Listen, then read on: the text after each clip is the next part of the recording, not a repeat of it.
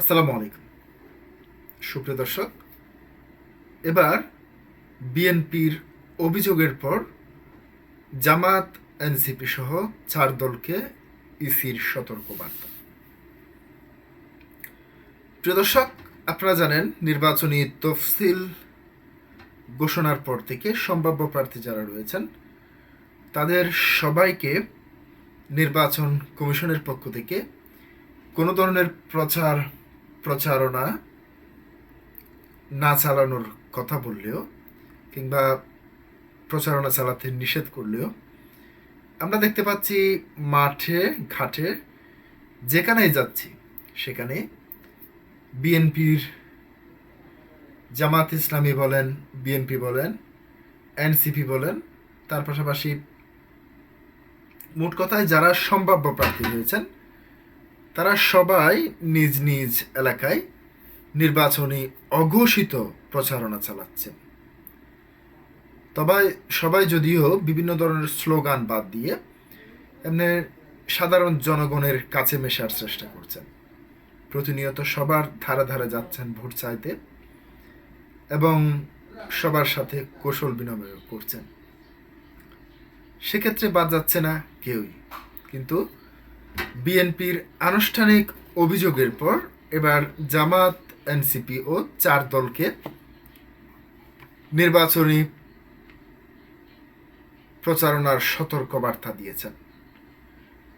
প্রিয় দর্শক, কেন এই সতর্কবার্তা, কী কারণে এই সতর্কবার্তা দেওয়া হয়েছে সেটি আমি আপনাদের সামনে দৈনিক ইত্তেফাক থেকে তুলে দিচ্ছি। ত্রয়োদশ জাতীয় সংসদ নির্বাচনের প্রচারণায় নির্ধারিত সময় শুরুর আগে মাঠে নামায় বাংলাদেশ জামাত ইসলামী, জাতীয় নাগরিক পার্টি, এনসিপি সহ 4টি রাজনৈতিক দলকে সতর্ক করেছে নির্বাচন কমিশন। মঙ্গলবার 20 জানুয়ারি নির্বাচন কমিশনের পক্ষ থেকে সংশ্লিষ্ট দলগুলোর প্রধানদের কাছে এই বিষয় লিখিত সতর্কবার্তা পাঠানো হয়েছে। চিঠিতে নির্বাচনী আচরণবিধি কঠোরভাবে অনুসরণের নির্দেশ দেওয়া হয়েছে।